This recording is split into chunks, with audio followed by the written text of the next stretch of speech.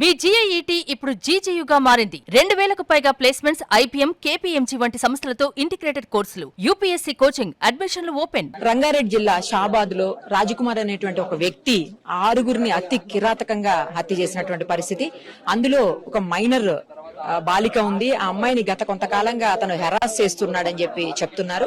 అయితే కంప్లైంట్ ఇచ్చారు. అప్పటికే వాళ్ళ అమ్మ వాళ్ళు పోలీస్ స్టేషన్ లో కంప్లైంట్ ఇచ్చినప్పటికీ కూడా అమ్మాయిని కాలేజ్ దగ్గర అదంతా అడ్డుకుంటున్నాడు, రకరకాలుగా అమ్మాయిని హెరాస్ చేస్తున్నాడని చెప్పేసి కంప్లైంట్ ఇచ్చారు.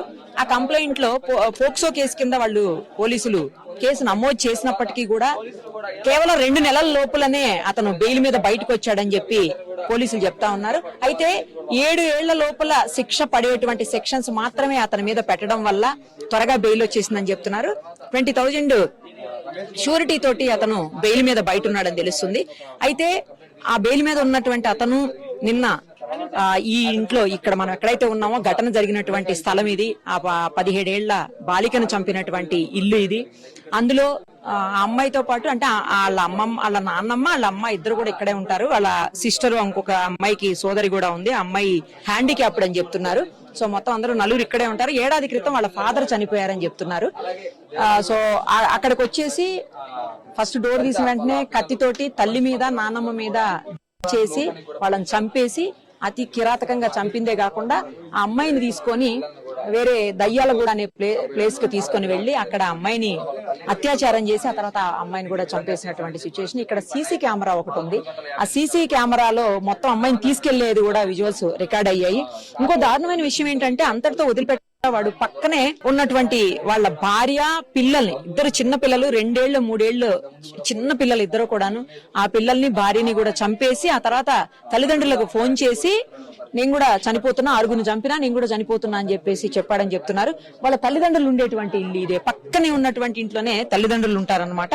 చూడండి, చాలా నియర్ బై ఉంది ఇల్లు. రెండు అసలు జస్ట్ గోడ మాత్రమే అడ్డుంది ఆ ఇంటికి, ఈ ఇంటికి. ఈ ఇంట్లోనే తల్లిదండ్రులు ఉంటారంట. అతని తల్లిదండ్రులు ఇద్దరు ఈ ఇంట్లోనే ఉంటారు. సో అందుకనే అతనికి బహుశా పని కూడా ఈజీ అయినట్టుంది.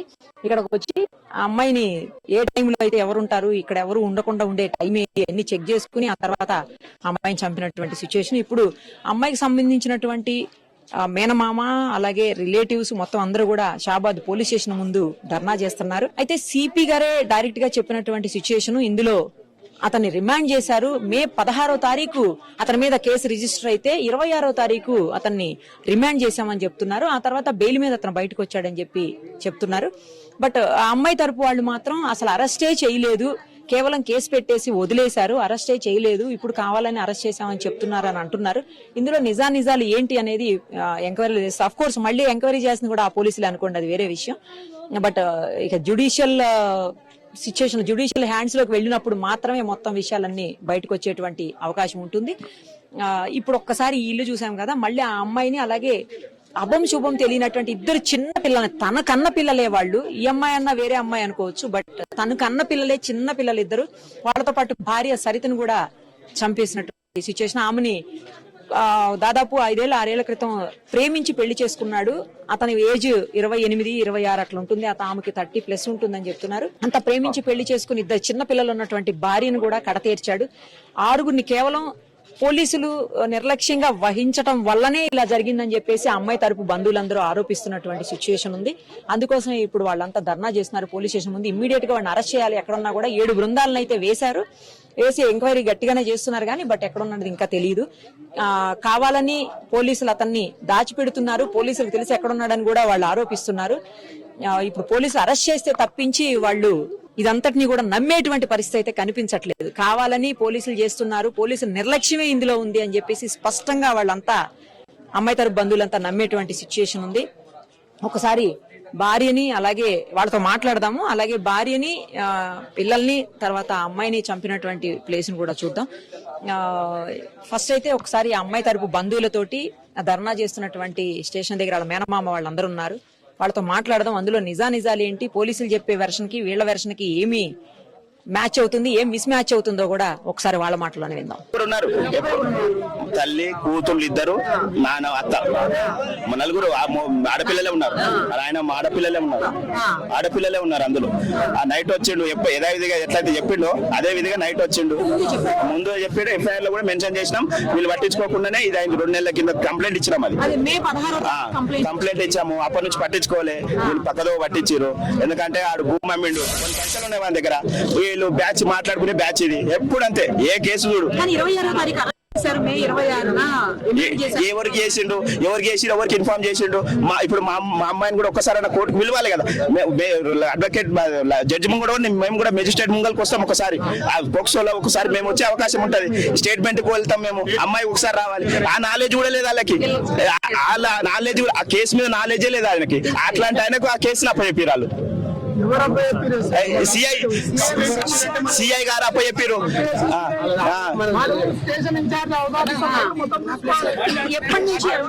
2 నెలలు అవుతుంది కరెక్ట్. అంతకు ముందే కొంచెం అక్కడక్కడ కాలేజ్ పోయిన దగ్గర, అక్కడక్కడ బయట ఈ బస్ స్టాపులల్లో మధ్యలో తోల డైరెక్షన్ లో తీసుకున్న దగ్గర అక్కడక్కడ అరెస్ట్ చేస్తుండు. అమ్మాయి చెప్పింది, ఇట్లా నన్ను వచ్చి ఇట్లా చేస్తుండు, కార్లో ఎక్కువ కాలు ఎక్కని అది చేస్తుండ. అంటే మేము అప్పటి నుంచి అమ్మాయిని కాలేజ్ బంద్ చేయించినాం. ఎందుకంటే ఆడపిల్లలే ఉన్నారు, అందరు మో పిల్లలు ఎవరు లేరు. కాలేజ్ బంద్ చేయించి ఎగ్జామ్ రాపియనికి వెళ్తే ఎగ్జామ్ కాడ చెప్తున్నాడు, మీ అయ్యని చంపినా అందరిని చంపినా మిమ్మల్ని కూడా చంపేస్తా వారం 10 రోజులలో. ఏం చేస్తారు పోలీసు వాళ్ళు, ఏం చెప్తే అది నడుస్తుంది. నేను పోలీసు వాళ్ళకి సెటిల్ చేస్తా. ఎమ్మెల్యే ఏం చేయలేడు, షాబాద్ కేసులో ఎవడే అని ఓపెన్ స్టేట్మెంట్ చెప్పిండు. అది నేను ఆ రోజే కంప్లైంట్ ఇచ్చేటప్పుడు మిమ్మల్ని కూడా ఇట్లా అన్నాడు అంటే కూడా ఆడా అని సంగతి తెలుసు మాకు, జర సంగతి చూస్తాం. ఇట్లనే పోండి సరే పో సరే. ఇదే నువ్వు కూడా ఇంకా కనీసం ఏమైంది ఏం కథ అనేది అడుచుకునేది లేదు, దాన్ని ఎంక్వైరీ చేసేయలేదు, కనీసం ఫోన్ చేసి మాకు ఇన్ఫర్మేషన్ ఇచ్చేది లేదు. అంతా మొత్తం దాన్ని గప్చుప్ చేసేసిరు కదా. ఇప్పుడు వాళ్ళు చేసిన నిర్లక్ష్యంకి అన్ని ప్రాణాలు తీసేసిండ్రు. ఇప్పుడు ఇంత కారణానికి వీళ్ళే ఇద్దరు కారణం. వీళ్ళే A1 A2 మొత్తం ఏ ప్లేస్ వీళ్ళు ఆడు ఇప్పుడు వాడు దొరికితే మేము మాకు కూడా అప్పచెప్పండి, ఏం గతి చేసినా మేము ఆ గతి చేస్తామని. లేదంటారా అని ఎన్కౌంటర్ చేయాలి. వీళ్ళని మాత్రం ఇమీడియట్లీ సస్పెండ్ చేసిన కాపీ కూడా ఇప్పుడు మాకు పబ్లిక్ నే చూపించాలి. ఎందుకంటే ఇప్పుడు పోలీసు వాళ్ళకి తెలుసు మా వాళ్ళు తప్పు చేసిన సంగతి అని. పోలీసు వాళ్ళు అందరికి ఇప్పుడు సిపిలకు, ఈ ఏసీపీకి వీళ్ళందరికీ తెలుసు. ఇప్పుడు ఏం చేస్తారు, మా వాళ్ళని కాపాడుకోవాలి. ఫస్ట్ నిర్లక్ష్యం. మా ఇప్పుడు పోలీసు వ్యవస్థను మన తప్పు అంటే పబ్లిక్ లూజ్ అయిపోతాం కదా. ఇప్పుడు వాళ్ళని కాపాడుకోనికనే ప్లాన్లు. ఇప్పుడు ఫస్ట్ ఆఫ్ ఆల్ ఆడు దొరుకుడు ఎక్కడ గగనం, కానీ వీళ్ళని కాపాడానికి ఇప్పుడు అంత సిస్టమ్ మీద పనిచేస్తా ఉంది. 7 సంవత్సరాల లోపు శిక్ష పడే సెక్షన్లు మాత్రమే పెట్టారంట. స్టాండర్డ్ సెక్షన్స్ పెడతాం, అది పెడతాం, ఇది పెడతాం పెట్టారు. అది కూడా ఏమన్నారు, ఫోక్స్ పెట్టే రోజు అందులో రికార్డు ఉంటుంది PS లోపల, కాంతారెడ్డి సార్ ఆఫీస్ లో. అసలు బెయిల్ తీసుకొని పోయినట. అది పెట్టిన 2 రోజులకే అసలు పెట్టిన సంగతి ఏమని తెలియదు. వాళ్ళు ఇచ్చిన మళ్ళీ వీళ్ళు ఎట్లా కథలు, వీళ్ళ కథలు అన్ని వీళ్ళు చేసిన కథలు. వాడు భూమి అమ్మిండు, వీళ్ళకి అమౌంట్ అవసరం. ఇది దీనికే మెయిన్ గా పనిచేసి వాళ్ళు పోలీసులు ఖచ్చితంగా పనిచేసి ఉంటే ఈ రోజు 6 ప్రాణాలు నిలబడుతుండే మేడం. ఆ రోజు అరెస్ట్ చేస్తే వానికి ఏదన్నా ఒకటి అవుతుండే కదా. అది అరెస్ట్ ఏడ చేసి బెయిల్ ఏడ తెచ్చుకున్నాడు. దొరుకుతలేడు, మాకు దొరుకుతలేడు, అసలు దొరకనే లేడు. అడుగు మీ దగ్గరికి రాడు. ఇక మీరేం భయపడకుండా, ఇక భయపడినట్టున్నాడు. దొరుకుతలేడాడు, మీ దగ్గరికి ఏం రాడు. ఇలాంటి విషయాలు చెప్తున్నారు మాకు. నేను కదా లైవ్ లో నేనున్నా, నాతోని మాట్లాడుతున్నా. నా ఫోన్ నెంబర్ తీసుకుని PS లా నేనే ఇప్పుడు కంప్లైంట్ దగ్గరికి నేనే వెళ్ళినా. నన్నే అడిగేది కొన్ని క్వశ్చన్స్. తర్వాత నీకేమన్నా ఫోన్ చేస్తామని కూడా, నీకు ఏ చిన్న విషయం ఉన్నా నీకు ఫోన్ చేస్తామని కూడా నా నెంబరే తీసుకున్నారు. ఏం ఇన్ఫర్మేషన్ లేదు. ఆడు కేసు పెట్టిన తర్వాత ఇక్కడ తిరుగుతున్నాడు. మేము చూసి చెప్పినా నేను చెప్తే ఏమన్నా PS లా ఇప్పుడు ఫోన్ చేసిన ఆయనకు, మనకు కేసు ఎవరిది టేకప్ చేసి రమేష్ SI ఆయనకు చెప్తే ఆడ ఏడున్నాడు. మేము అంతా టీములు పెట్టి తిరిగిపిస్తున్నాం. అంటే ఒక్క టీము ఏడ కనబడదు. ఇక్కడే తిరుగుతున్నాడు. ఆయన అడిగినా నేను, మీ టీం ఏడ ఉంది, మీ టీం ఏడుంది చెప్పు, మీ టీం ఏడ సెర్చ్ చేస్తుంది చెప్పు, ఏ త్రూలో సెర్చ్ చేస్తున్నావు, ఫ్యామిలీ మెంబర్స్ సెర్చ్ చేస్తున్నావా, వాళ్ళ అన్నగాడు ఎక్కించుకొని తిరుగుతున్నావు, వాళ్ళ అన్ననే ఏమన్నా అడిగినావా, ఇవన్నీ చేస్తే మేము పోతాం. మాకు సాటర్డే కళ పట్టుకోకపోతే పోలీసులమే కాదు అన్నట్టు మాట్లాడాడు. సాటర్డే సండే 2 నెలల ఇక లాస్ట్ కి ఇట్లా చేసేసి మా ధర్నా ఇప్పుడు ఆన్ మీద ఏమన్నాడు సార్, వీళ్ళు చేసింది మోసం అనిపిస్తా ఉంది. వీళ్ళు చేతులతో వీళ్ళు చేసిరు. ఇంత అయితే అది కేసు చిన్నది ఫోక్సో అది ఎవడు పట్టించుకుంటాడు దాన్ని. ఎట్లయినా సెటిల్మెంట్ కి వచ్చేదే రా, నువ్వు సెటిల్మెంట్ చేసుకోవాలి రా. కూతురు అవుతుంది. ఎప్పుడన్నా చెప్పిందా ఇట్లా వెంట పడుతున్నాడని? ఎప్పుడన్నా చెప్పేదేనమ్మా? వరకు వచ్చి ఎప్పుడన్నా హెరాస్ చేశాడా? ఇంటికి ఏం రాలే, కాలేజ్ కాడ. వాళ్ళ ఇంటి పక్కనే ఉంటది కాలేజ్ కాడ. ఇది చేస్తుంటేనే చెప్పింది. మేము ఇక అక్కడ ఇక్కడ కాపాడుకుంటూనే కాలేజ్కి పంపించినాం. 6 నెలల నుంచి ఇక ఎగ్జామ్స్ కూడా ఆడిపోయి రాపించుకొని మా అక్క కావాలండి రాపించుకొని తోలుకొని వస్తుండే. ఒక రోజు అడ్డం వచ్చి ఇంకా లాస్ట్ ఎగ్జామ్ రోజు వచ్చి అల్లని ఎంట పడ్డాడంటారు ఆడ కాలేజ్ కాడ. అందరికి చెప్తుంటే ఇడేమో కొట్టనీకి వస్తుండే, ఎంట పడుతుండే. అంటే మీరు ఎంతమందికి చెప్పినా మీ అయ్యని చెప్పిన ఏం చేసిరు, మిమ్మల్ని కూడా చంపుతా ఏం చేస్తారు అని బెదిరించే వరకు వీడు ఇంత మాట అనేడు. ఇప్పుడు ఇన్ని రోజుల వరకు చనిపోయింది మాకు కూడా తెలియదు.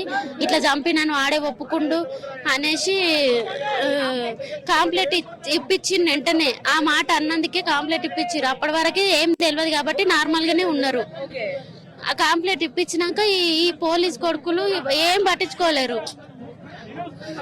వాళ్ళు పట్టించుకుంటే ఇంత దాకా రాకుంటుండే. వాళ్ళు సింపుల్ గా తీసి పాడేసారు. మరి వాడు ఏం లంచం ఇచ్చిండో ఏం లంచం తీసుకుర్రో వాళ్ళని చంపినప్పుడు కూడా పక్కనే ఉండి కూడా ఎవరికి ఏం చెప్పలేరు అసలు. అన్ని మళ్ళా మేము ఎవరమే రాకముందే వాళ్ళని ట్రాక్టర్ వేసుకొని పోనీకి అంత అధికారం ఎక్కడ దానికి? వాళ్ళ దగ్గర పోయి వీళ్ళు తింటురా, వాళ్ళ దగ్గర పోయి తింటురా? అంత అధికారంతో తీసుకొని పోవడానికి ఎట్లా తీసుకుపోతారు? వచ్చి ఉన్న ఒక కొడుకుని కూడా దగ్గర కూడా రానియలేరు అసలు. ఆయన వచ్చే వరకు 5 గంటల వరకు, ఇంటికాడికి వచ్చే వరకు 5 గంటల వరకు శవాలే లేవు అసలు ఇంట్లో. మనుషులు ఉన్నప్పుడు కట్టర్ చేయలేడు. ఇప్పుడు ఖాళీ ఇంటికి వచ్చి 50 మందిని కావాలన్నాం, 20 మందిని కావాలన్నాం, మీ దగ్గరనే ఉంటే మేము ఆయన ఎట్లా లెంకుతాం అంటే వాడిని దాచిపెట్టింది వీళ్ళే. ఇంకెడికెళ్ళి లెంకుకి వస్తారు? మాకు పక్క నమ్మకం పోలీసుల దగ్గర ఉన్నాడు ఖచ్చితంగా. ఈయనే చేస్తాడు ఈయనే చేస్తాడు. మా బావని చంపినాక మాట్లాడతలేమని వాళ్ళ అమ్మాయిని ఈడుంచి వాడు ఊరుకోయిండు. అప్పుడప్పుడు చూసుకొని వచ్చి పని చేసిండాడు. వీడే చంపిండు. సంవత్సరమే అవుతుంది. మాకు తెలియదు అప్పుడు. మొన్న వాడు నోటిగుంటా బ్రెయిన్ స్ట్రోక్ వచ్చిందని అందరికి క్రియేట్ చేసిర్రు. మందు లేదు కలిపి తాపి మంచి ఇట్లా స్పాట్ లో ఆడే చనిపోయినాయనని ఆడే తీసుకొచ్చి భుజం మీద వేసుకొని వచ్చి మందు ఎక్కువ తాగాడు అంటే ఇక మా కంగారులో తాగుతాడు ఆయన. నిజంగా అదేనేమని మేము అనుకున్నాము. వీడు మొన్న బయట వేసిండు కదా మాకు సంవత్సరానికి. మరి కాలేజ్ కాడ వాడు చెప్పినందుకే మిమ్మల్ని కూడా చంపుతా అన్నందుకే వీళ్ళు ముందుకు భయపడి వాళ్ళకు పోలీసులకు స్టేషన్ లో కంప్లైంట్ ఇచ్చారు. కంప్లైంట్ ఇచ్చినప్పుడు వీళ్ళు తీసుకోవాలి కదా. మరి ఎవరిది తప్పు మీకైనా తెలుస్తుంది కదా ఎవరిది తప్పు అనేది. ఇప్పుడు 3 ప్రాణాలు వీళ్ళు తెచ్చిస్తారా పోలీసు వాళ్ళు? వీళ్ళ ఇంట్లో వీళ్ళ పెండ్లం పిల్లలకైతే అట్లనే ఉంటారా? లంచాలు తీసుకొని మంది ఎవడన్నా గాలికి పోని మేము బాగుపడతామంటే చూసేటోడు ఎవడు ఊకోడు. పక్కనే ఉంటాడు. ఏమో ఏం చేస్తాడో ఏం పాడో మాకు తెలియదు. రీసెంట్ గానే వచ్చిరు మా పక్కకి. అసలు వాళ్ళు బానే ఉంటుండే, మాట్లాడడం చేయడం అంతా మాతోనే ఉంటుండే అనమాట. పక్కకు ఉన్నారు కదా, మాకు స్టేడియం కార్నర్ కి ఇల్లు తోడుకున్నారు కదా, మాట్లాడతారని అట్లానే ఫ్రెండ్లీగా ఉన్నారు వీళ్ళు కూడా. ఫస్ట్ అంతా బానే ఉన్నారు. మా అన్నకి ఏమంటే అది అట్లా అయ్యిందో మాకు కొంచెం డౌట్ వచ్చింది అనమాట. వాడే తీసుకెళ్ళిండు, వాడే తీసుకొచ్చి మళ్ళీ వండ పెట్టి మళ్ళీ వాడే హాస్పిటల్ తీసుకుపోయిండు. ఏం తెలియనట్టు 3-4 days అసలు మా అన్నది అది అయిపోయే వరకు అసలు కనవాడే లేడు ఇంటి దగ్గర. అప్పుడు మాకు కొంచెం డౌటే ఉండే వీడేం చేసిండు, ఏం మందు కలిపిండు అని చెప్పేసి. తర్వాత ఇప్పుడు రీసెంట్ గా వాడు మొన్న కేసు వేసినాక తెలిసింది.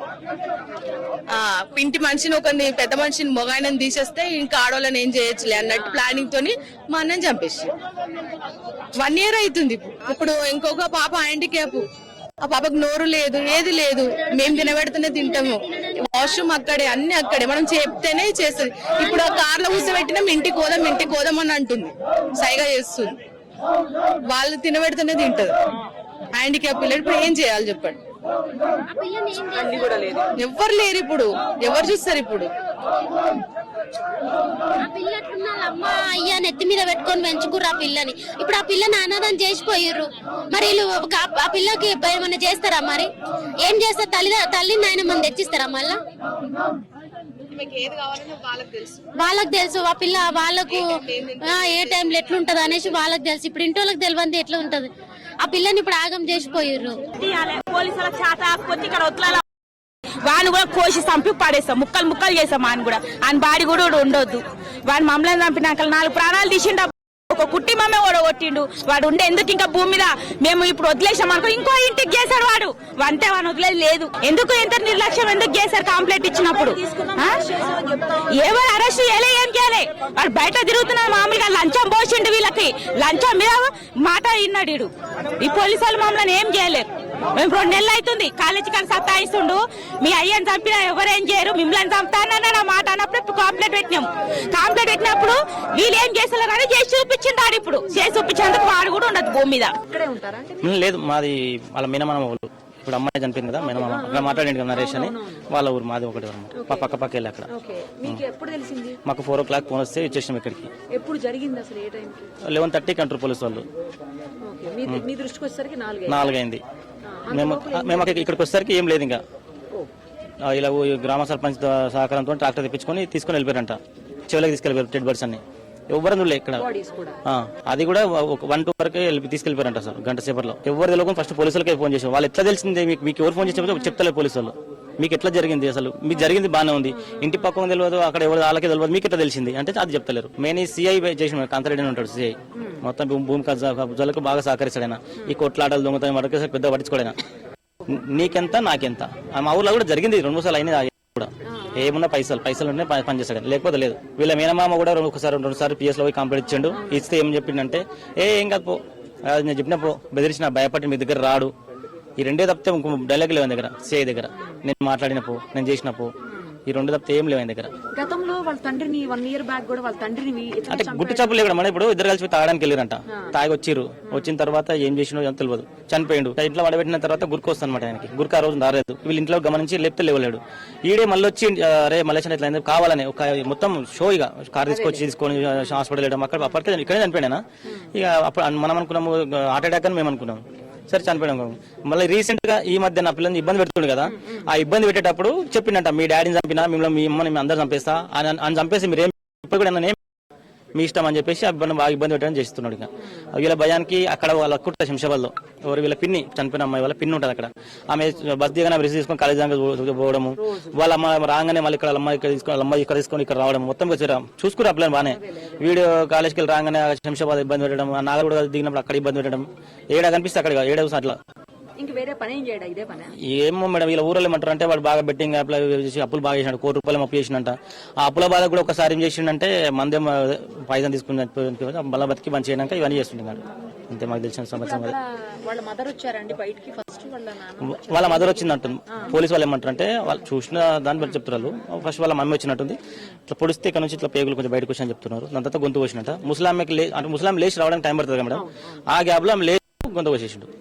ఈ పిల్లలు లాక్కెళ్ళి బలవంతంగా వీడియోలో కనిపిస్తుంది సీసీటీవీలో నెట్టుకోతున్న పిల్లని. భయానికి ఆ పిల్ల పోయింది. అక్కడ పోయిన తర్వాత ఆ పిల్ల ఏమన్నదో ఏం చేసిందో ఆ పిల్ల కూడా అక్కడ చంపేసి ఆ చెరువు గడ్డ దగ్గరికి వెళ్ళిందాక ఆ పిల్ల కూడా చంపేసి. లేదు మేడం పోలీసు ఏమంటారంటే ఫస్ట్ ఆ పిల్ల వాళ్ళ భార్యని వాళ్ళ పిల్లని చంపేసి వచ్చాడు ఇక్కడికి. వాళ్ళని చంపినాక వీళ్ళని చంపిండు. చంపిన తర్వాత వాళ్ళ ఈ పిల్లని తీసుకుని అక్కడికి వెళ్ళినట. ఆ పిల్లని అక్కడ చంపేసేసాడు. 6.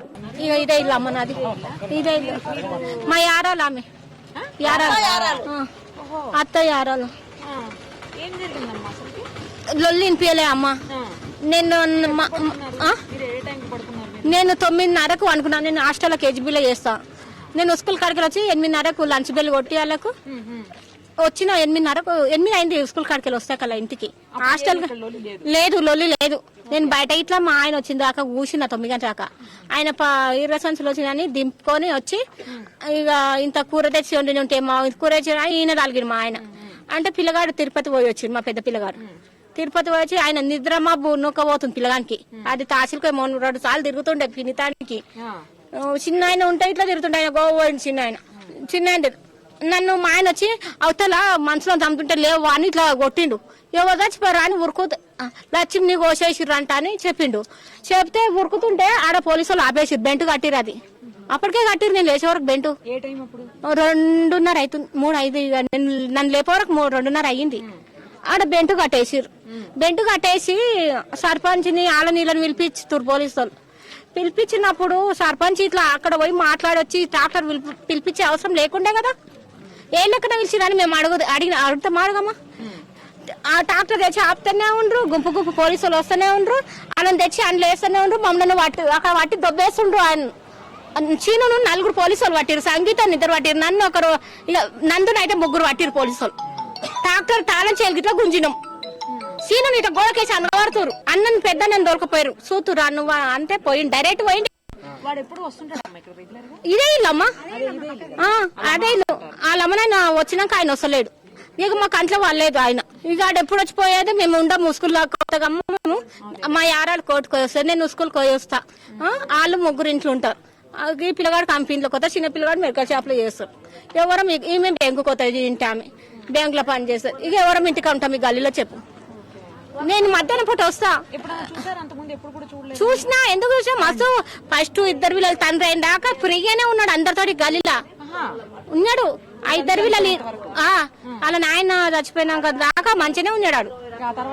ఇక తిట్టి మా యారాలు తిట్టింది, ఇన్ని రోజులు మనం ఇంకా జాత పట్టే నాశనమైన అది తింది కదా. ఇక వెళ్ళిపోయారు.